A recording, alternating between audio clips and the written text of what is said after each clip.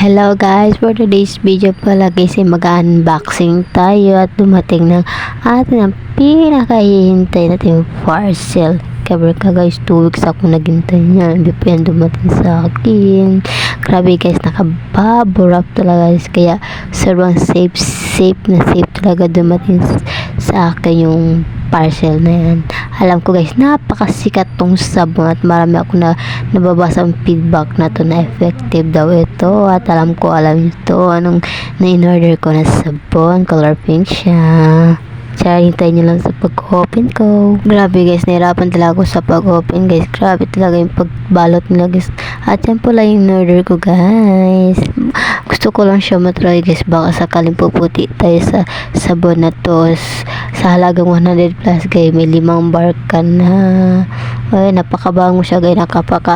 Napaka-smooth siya sa mukha at na-try ko na rin siya. Baka sakali hiyang tayo dito sa sabon na in-order natin. Uy, oras na para pumuti at magpaganda tayo sa ating sarili.